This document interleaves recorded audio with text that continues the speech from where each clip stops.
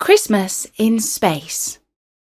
Hello, this is Natasha, and I'm here with a Way Out story for Christmas, featuring one of Storynory's original characters, Uncle Jeff, otherwise known as the Wicked Uncle.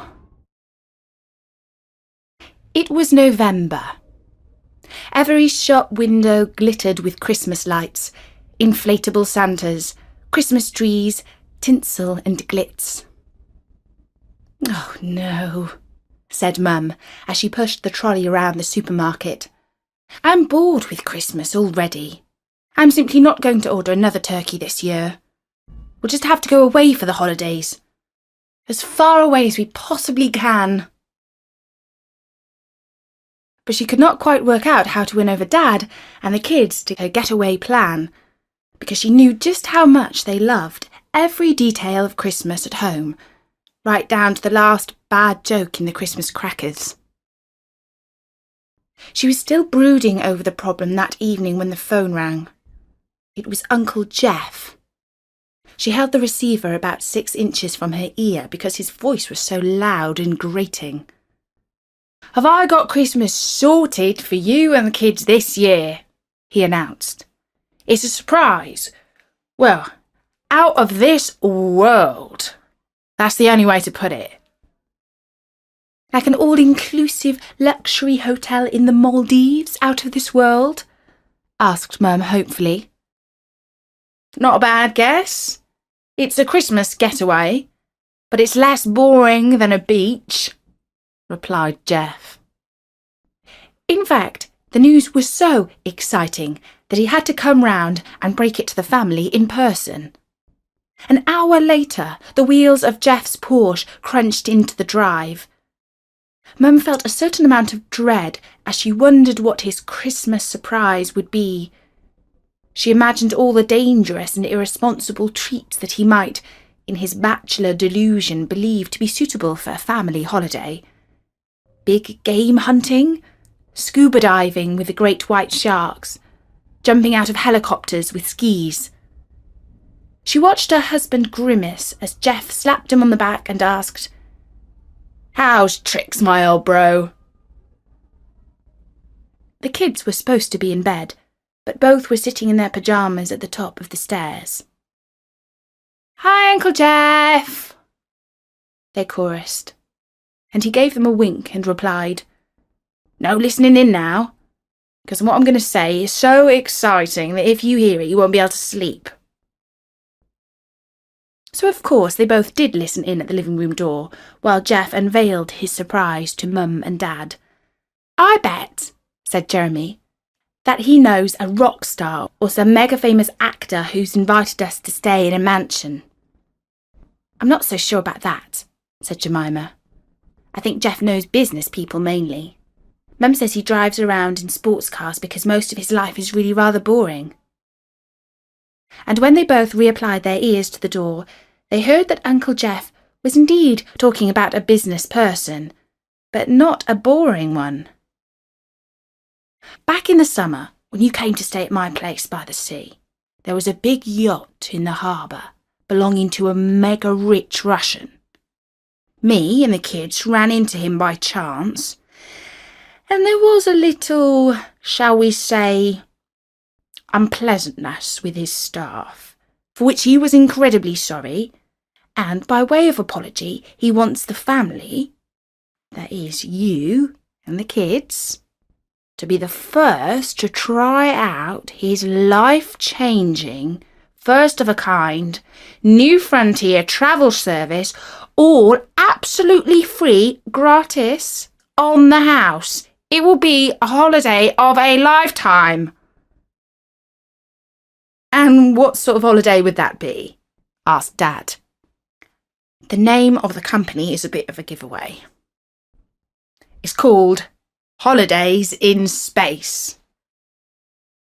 "I don't get it," said Mum. "Well," said Uncle Jeff, "it does what it says on the tin. Here's some literature." And he handed them some brochures. "I still don't get it," said Mum. "What do all these pictures of space rockets mean?" "Duh!" exclaimed Jeremy outside the door. "It's pretty obvious, isn't it? We're going to spend Christmas in space, courtesy of Uncle Jeff and his Russian billionaire friend." "Don't be silly and keep your voice down," hissed back his sister. They could hear that Mum was saying, "Oh, no, no, no, no!" And Jeremy pushed the door open and came flying into the room saying, "Yes, yes, yes, yes! Thank you, Uncle Jeff! This is the most incredible idea ever!" And Jemima was saying, "Not me. You won't catch me going up in a rocket-propelled bucket." Dad just looked amazed. Mum was pleading with him. "Explain to your brother why his idea is completely no can do, not on your life." But Dad got up and hugged his brother. "You see," he said, "when we were both growing up, we both wanted to be astronauts. And now Jeff has made it possible. That's so incredibly kind of him. Of course, he must accept, don't you see, that this is an amazing opportunity for the kids. It will change their whole view of the world. You wouldn't want them to grow up saying that they had a chance to go into space, but their parents passed it by." And when Mum thought about it, she realised that she wouldn't want her children saying a thing like that. As soon as the school term finished, the family flew to Russia to begin training for their Christmas holiday. 3.5 hours after leaving London, they landed at Moscow airport. As they came through passport control, surly-looking men in leather jackets called out, "Taxi, taxi!" "Niet, niet," said Mum. It was the only Russian she knew. It means no. "There's our guide," said Dad, and he tugged his suitcase on wheels in the direction of a tall blonde lady who was holding up a sign that said, "Holidays in Space."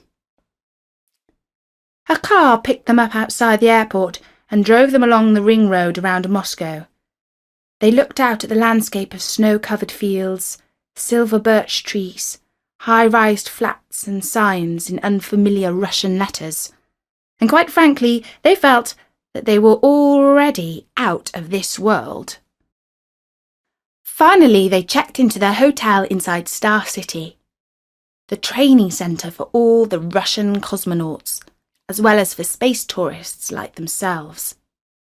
The rooms were rather small and poky, and Dad said that it was part of the training to get used to the cramped conditions of the spacecraft.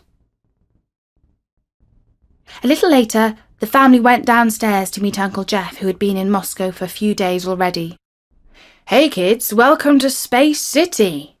Have you seen Yuri Gagarin yet?" "Who's he?" asked Jeremy. "Why, he's my hero. The first man in space, of course," said Jeff. "Get your gloves and hats on, and we'll go and pay homage. He's just across the square." Yuri Gagarin was in fact a statue on top of the steps of the Space Museum, a silver man flying through a hoop, more like a circus acrobat than a cosmonaut. As Uncle Jeff explained, the real Yuri Gagarin had died when he crashed his MiG fighter jet. But he got into space first in 1961, ahead of the Americans, he added. "But the Americans got to the moon first," said Jeremy. "That's true. I well remember watching the Apollo moon mission on a dim television screen when we were boys. The rocket standing on the launch pad in Cape Canaveral, mission control counting down, and then blast of fire, lift off from 0 to 28,000 kilometres per hour. Why, that's a bigger rush than my motorcycle can do. Ever since then, I've dreamed of a trip through space." "And now your dream is coming true, Uncle Jeff," said Jemima. "Uh-oh, no room for me. It's going to be squish, squish getting you four inside the space shuttle." And the kids realised just how generous Uncle Jeff had been to give up his chance of fulfilling his boyhood dream for them. Mum would have gladly given him her place in space, but she knew she would be more worried waiting on the ground than if she was actually in orbit with the family. "We're going to be the first family in space. It will be like historic," said Jeremy. "And great publicity for the travel company," said Dad. providing we all get back safely," added Mum. In the morning, things started to get even more real when they met their space instructor, a former cosmonaut called Timur, who had spent 6 months living in the International Space Station, which orbits the Earth. He told the kids, "When I was in space, I missed my family. There was nothing else on Earth that I felt the need for, so you are very fortunate to be going up with your mum and dad." Jemima hugged her mother and said how wonderful it was to be going into space together. Jeremy shuffled his feet. Timur took them to the quartermaster to try on their spacesuits for the first time. All the suits had "Holidays in Space" written across the chests and helmets. Jeremy had a blue helmet, and Jemima had a pink one. Dad had an extra large helmet, and Mum had a neat white one. Uncle Jeff joined them for their training too, just so he could get a taste of what space travel would be like. He brought his own space helmet, which he had ordered especially from NASA, the American Space Agency. It bore the inscription, "Buzz Lightyear, Space Ranger."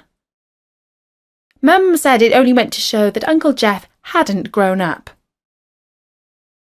Their first space lesson was fun. It involved picking up toothbrushes while wearing big fat gloves and sticking things to walls with Velcro, because in space everything would be floating around. Then they learned to operate the space toilet, which was a cross between a seat and a vacuum cleaner and had lots of different coloured buttons. The next day, things started to get tough. The hardest part of space travel is enduring the enormously powerful gravitational force, or G-force. This force feels a bit like being on the biggest, fastest, scariest, and most sick-making fairground ride. And so space training is a bit like going to the fun fair, only worse. They met Timur in the large empty room next to the gymnasium. "Jeremy, please, sit on this chair and fasten the seatbelt nice and tight," said Timur. Jeremy did as he was told. The chair wasn't particularly comfortable.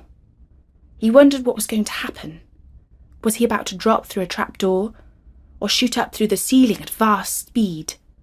No, wrong on both counts. He started to spin round, fast and fast, and then even faster and faster again.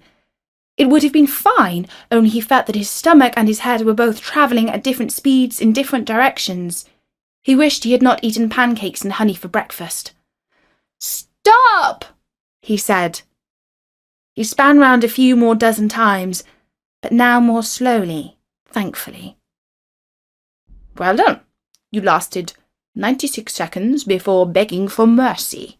Not bad," said Timur. Jeremy felt too sick to make any comment. And then Jemima, Mum and Dad all had a go. Mum lasted the longest, 2.5 minutes. Perhaps that was because she had eaten the least breakfast. Over the next couple of weeks, they did a lot of whizzing around in circles and trained inside a giant water tank to get used to floating, because that's what you do in space. At the end of their training, Timur presented each member of the family with a certificate that said, "Diploma of Moscow International Academy of Space Tourism, Space Tourist First Class." And the next day, they flew to the desert of Kazakhstan, which, although it is a long way south of Moscow, is still cold and snowy in winter. Jeremy and Jemima looked out of their hotel window towards the brand new space shuttle that stood on the launch pad pointing straight up to the grey clouds. It was the first of its kind, the jumbo jet of spacecraft, especially designed to carry tourists out of the world's atmosphere. The words "Holidays in Space" were written in English and Russian letters down its sides. Jemima said, "I wish they hadn't given us a room overlooking that thing. It makes me want to go home." And Jeremy said, "I'm scared too. We've got no choice. Dad's determined to go. Upstairs, Mum and Dad were also looking out of the window towards the shuttle. Dad was saying, "It's funny. I've dreamed of this all my life. Now I see that spacecraft on the runway. I'm wondering, should I be taking this risk with the kids?" And Mum said, "We can't pull out now. It would be too embarrassing."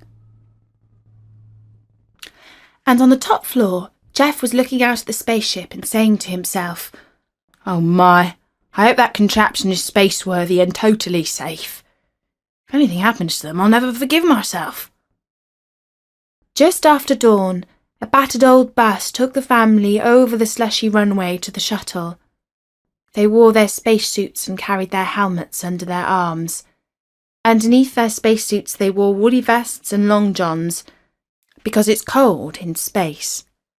And underneath those they wore special diapers or nappies for space travellers because, well, I won't explain that, but let's just say they had a long flight ahead before they reached the space hotel. Uncle Jeff was waiting for them next to the steps up into the shuttle. He hugged each of his relatives in turn, giving his brother the last and longest hug. "Hey, kiddo," he said. "May the Force be with you." Sergei, the space travel tycoon, was there too. They all got a kiss on both cheeks from the billionaire. The 3 crew members were the first to climb up the ladder to the door of the spacecraft, and the family followed. Jemima was last up, and she turned and waved to the television cameras and gave them a happy smile. Inside, the space tourists lay down on their seats with their knees bent towards them, as they had been taught. The illuminated signs above their positions read, "Fasten seatbelts, switch off mobile phones, no smoking." They slotted their safety buckles into place. Jeremy looked at Jemima, and Jemima looked at Jeremy. Inside their helmets they could hear the chattering of voices from Mission Control, but they couldn't understand a word because it was all in Russian. Jeremy and Jemima could talk to each other over the radio, but they had to compete with the background babble, which was quite confusing. Jeremy to Jemima, "Thanks for being a good sister.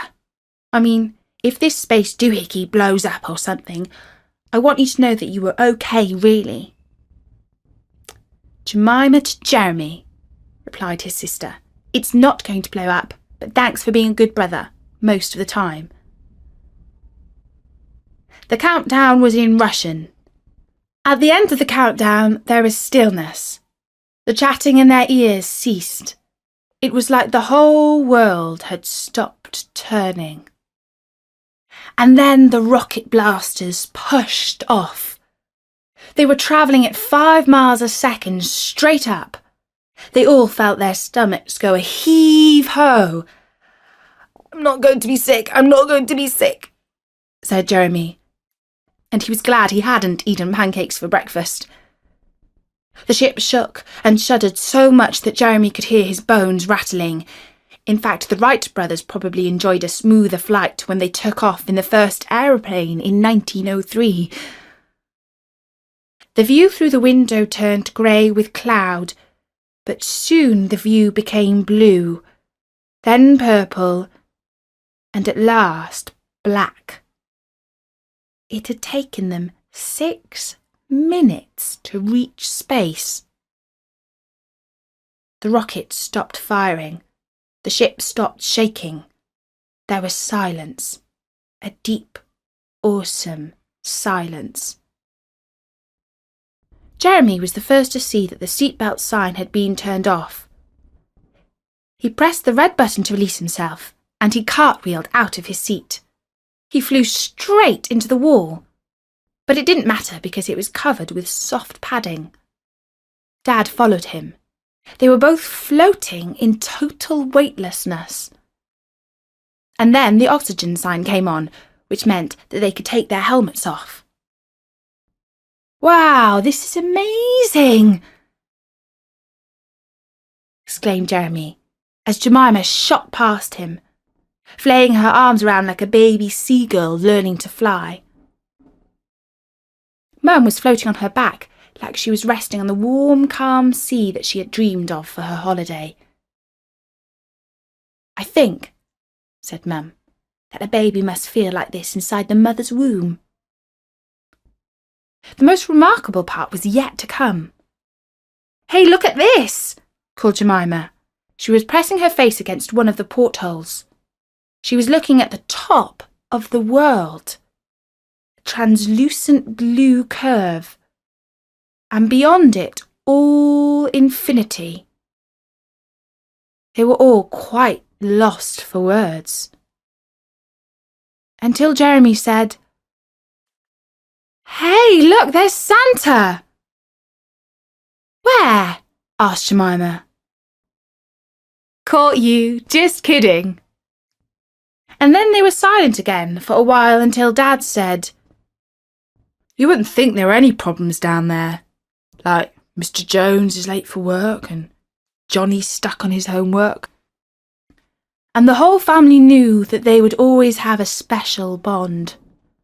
Not just because they were family, but because they had shared this experience together, and they had seen planet Earth from the outside and felt the harmony of the universe. The journey took another 2 days before they caught up with the space hotel in its orbit around Earth. Their shuttle docked with a larger ship on Christmas Eve. The family floated into their hotel through connecting hatches. There was music playing in the reception area. It was Jingle Bells. The butler was a robot called Fred, who wore a Santa Claus hat. He introduced them to the luxuries of their new home. Their floating sleeping bags were more comfortable than the best mattresses, and they would sleep like birds on the wing. The water in the shower floated upwards. The space toilet was a slightly different model from the one they had trained on, but if they got confused, they could consult the instruction manual. The refrigerator had every type of drink, but it didn't matter if they wanted water or champagne. They still had to drink it through a straw. They should use the rowing machine every day because your muscles can go flabby in space if you aren't careful. For special relaxation, the butler could give them a foot massage, or they could climb into the aromatherapy capsule. They could use the free Wi-Fi to check their emails, cruise the net, or even to watch TV. But actually, the coolest thing you could do was to look out the window and to stare into infinite space. Dad asked Fred to move the Christmas tree because it was blocking part of the view. For Christmas lunch, they strapped themselves to the table so that they wouldn't float up to the ceiling. Fred brought round the turkey sandwiches and the Christmas pudding. They pulled Christmas crackers and read jokes like, "I only work when I'm fired. What am I? A rocket!" And, "What kind of astronaut can jump higher than a house?" "Any kind. A house can't jump." And they laughed even more than they would have done at home. And then they went up to the bridge to look out at the blue planet called Earth. "Isn't it just like a newborn baby?" said Mum. "It's so beautiful, so perfect, so fragile. It's a miracle." And Dad said, "Happy Christmas, darling." And he kissed Mum. And Jemima said, "I wish we could take something back for Uncle Jeff, like a piece of moon rock or something." And they all remembered how their wicked uncle had given them this amazing Christmas present. And Mum admitted, "For the first time ever, I'm truly sorry that Jeff isn't with us. It was so kind of him to give up his place on the shuttle for us." Their watches were still set to Greenwich Mean Time. Dad noticed it was almost 3 o'clock in London. "Come on," he said. "We can't miss the Queen just because we're 280 miles above Buckingham Palace. Let's fire up the internet." A few minutes later, they were all gathered around a screen watching the Queen, just as they watched her at home every Christmas Day. Her Majesty wore reading spectacles and said, "At this time of peace and goodwill, our thoughts turn to children all over the world." "Hey, and don't forget us kids up here in space," said Jeremy. When the Queen had finished her Christmas message, Dad wanted to take a quick snoop at the headlines, and he picked up the keyboard and switched the screen over to the Google News. "I wouldn't bother. Nothing ever happens at Christmas," advised Mum. "You're right," said Dad. "It all looks reassuringly boring down there." "But that's funny. There's a news story here that says family stuck in space. Is there any other family up here?" "Let me see that," exclaimed Mum in a panicky voice. The news story, and the 4,032 other similar stories on Google News, was about the Crusoe family from Walton-on-Thames, England. There was only one Crusoe family in orbit around the Earth that Christmas, and they were that family. Mum read on. "The Crusoe family may be spending rather longer in space than they bargained for. The shuttle that was due to bring them back to Earth has failed safety tests. Inspectors from the International Federation for Space Travel declared it unsafe to fly after a cleaner noticed that a vital life support system had been fastened to the outside of the craft with masking tape.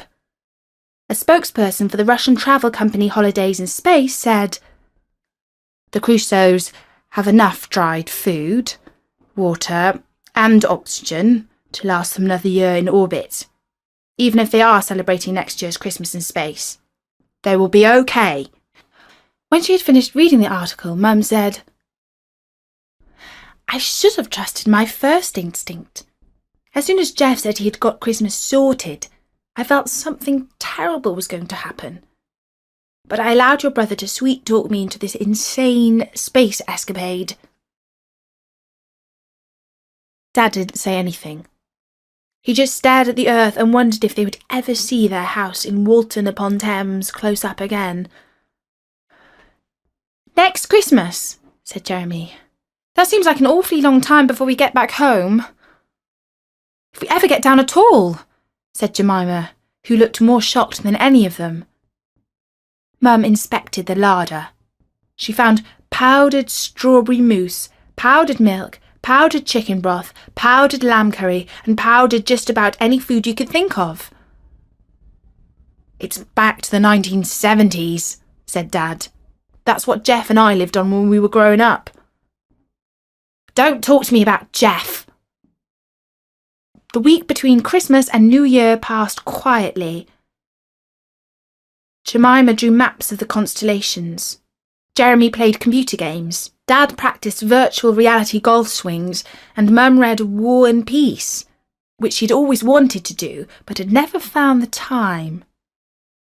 In fact, it would have been a deeply relaxing holiday, if it wasn't for the fact that they all knew they were stuck in space. The news did not improve. "Holiday Space Company tottering on the brink," read Dad on the internet. The millionaires who had booked holidays in the space hotel were cancelling one after the other. The company was in danger of going bankrupt, and if that happened, the Crusoe family might be stuck in space forever. "Like, we'll just go round the Earth until the end of time?" asked Jemima. "We'll have to get down to Earth sooner than that," said Mum. "Because I've a sworn solemn oath to smack your Uncle Jeff around the chops. What was he thinking of sending us up here? He's the most irresponsible uncle in the entire world. Sorry, in the entire universe," she said with a gesture towards the universe itself, stretched out just beyond the window. And then she froze. "Oh my," she said. "Oh my stars, I'm hallucinating. Or can you see what I see?" "I think I can," said Jeremy. "Well, if you can see Uncle Jeff taking a spacewalk just outside our window, then you're having the same hallucination that I'm having," said Mum. I think we are, said Dad. 15 minutes later, they heard a metallic clunk as the space shuttle docked with the hotel. First, Uncle Jeff and then Sergey, the owner of the travel company, floated into the reception area. Fred, the robot butler, said, "Welcome to the Space Hotel. The management of holidays in space wishes you a happy and comfortable stay." "Hey, kids! How'd you like it up here?" boomed Uncle Jeff. "Wicked!" said Jeremy, "but it would be nice to get down sometime." "Very soon you shall," said Jeff. An hour later, the family were strapped into their seats in the space shuttle. The descent to the desert of Kazakhstan took just 30 minutes, but the inside of the shuttle was as hot as a sauna on the way down. They landed on the runway with 2 or 3 bumps, but no real trouble. When they climbed down the ladder onto the tarmac, Jeremy looked up at the sky and said, "Uncle Jeff's up there somewhere." "Yes," said Jemima. "He's got his space trip after all." You see, after all the millionaires cancelled their holidays in space, the only people confident enough to fly in the shuttle were Sergey and Uncle Jeff. According to Sergey, there was nothing much wrong with the shuttle from the safety point of view. It just needed some routine maintenance after its first trip. The story about the masking tape had been spread by a rival company and wasn't true at all, but the only way to prove that it was truly safe was to make the trip himself. And the only other person who had had enough faith to go up with him was Uncle Jeff. And in 1 week's time, the shuttle would return to pick them up again and bring them back down to Earth. And that's the story of how Jeremy and Jemima, Mum and Dad, and Uncle Jeff spent their Christmas holiday in space. And we'll have lots more Christmas stories on Story Nori before Christmas, so do drop by and listen to some. Until then, from me, Natasha, bye-bye!